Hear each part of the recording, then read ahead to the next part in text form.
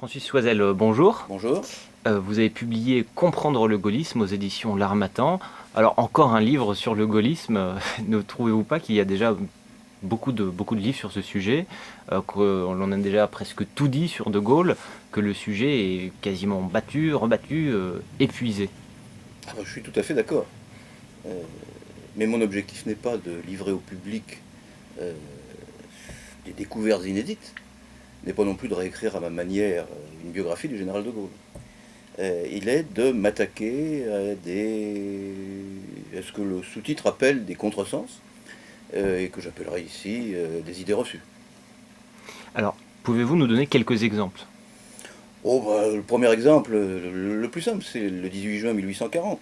1940, je suis aussi spécialiste du 19e siècle. 1940, on voit De Gaulle comme étant un homme seul qui s'embarque pour Londres, qui se saisit d'un micro et qui réussit à réunir ensuite autour de lui, grâce à sa persévérance, à sa capacité, un certain nombre de Français. Bah, c'est pas ça du tout.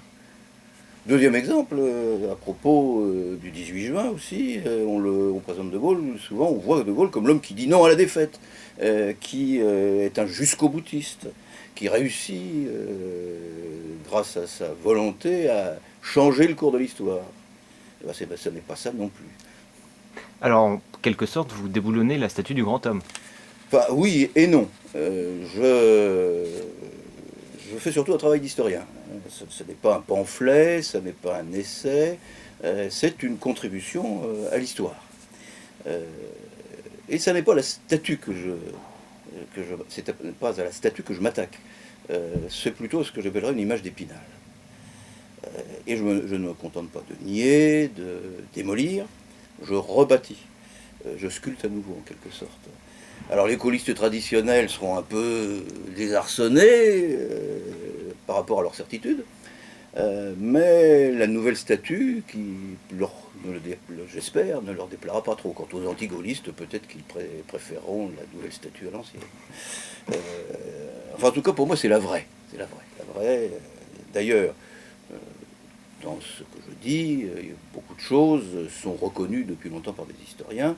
La seule chose, c'est qu'on s'obstine dans le discours politique ou dans le discours médiatique à l'ignorer.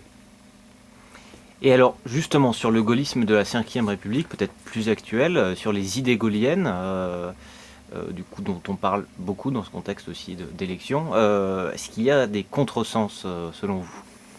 Oh ben il y en a encore plus. Euh, Par exemple, tout le monde a entendu parler de cette théorie des trois droites de René Raymond, les trois droites bonapartistes, gaullistes, légitimistes, et puis le gaullisme serait l'héritier du bonapartisme. J'ai d'ailleurs publié un livre sur bonapartisme et gaullisme, donc je ne nie pas qu'il y ait une parenté entre gaullisme et bonapartisme, mais je récuse l'idée selon laquelle le gaullisme serait un tiers de la moitié de la France. Et d'ailleurs, le bonapartisme non plus, c'est bien autre chose. Et idées reçues, contresens, donc, Oui, selon vous? mais paradoxe aussi. Un paradoxe que j'essaie de résoudre. Et là, probablement, est mon interprétation plus neuve, plus personnelle. Alors, il y a De Gaulle et l'Europe. Cela correspond au chapitre que j'ai intitulé L'Européen repenti. Il y a De Gaulle qui appelle au rassemblement des Français et puis qui a souvent divisé les Français. C'est le chapitre que j'ai intitulé Le rassemblement n'est pas l'union.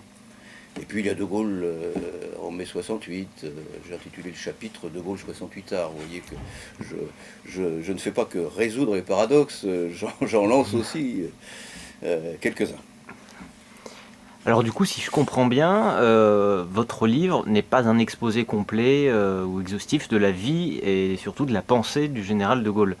Donc, pour vous suivre, il faut bien le connaître. Ah non, pas du tout, pas du tout, au contraire. Je m'adresse à ceux qui ont entendu parler du gaullisme, ceux qui veulent le connaître, qui veulent le comprendre, c'est le titre. Euh, et j'ai essayé de parler très simplement, de construire un livre qui, au fil des pages, bâtit une sorte de biographie, de petite biographie un peu résumée, presque chronologique. Pas totalement, mais presque. Alors une dernière question, l'Harmattan a classé votre livre dans la catégorie actualité politique. Oui, enfin, accessoirement. Parce qu'en fin de chapitre, en une ou deux pages, ou parfois simplement en deux ou trois phrases, je conclus sur le gaullisme aujourd'hui. Euh, je prolonge, je prolonge jusqu'à Mitterrand, jusqu'à Chirac, je parle même un peu de Sarkozy, je cite Fillon. Euh, L'un des chapitres fait un détour, par exemple, par la commémoration de la rafle du Veldiv. Et j'évoque aussi le phénomène de la repentance. C'est le chapitre que j'ai intitulé Vichy n'est pas la France. Et puis j'ai aussi un chapitre où j'évoque à la fin l'élection présidentielle, la façon dont depuis De Gaulle les différents candidats, ceux qui ont été élus, se comportent dans l'élection présidentielle. Voilà, pour conclure sur ce que disait De Gaulle à l'époque et qui présageait de ce qui allait se passer ensuite. Mais mon effort principal n'est pas mon objectif. L'objectif du livre n'est pas de déboucher sur l'actualité.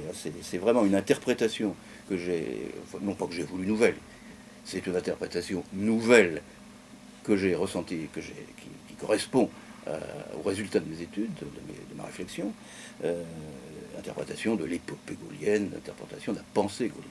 Et puis c'est aussi remettre les idées en place pour un public plus large et même pour les étudiants.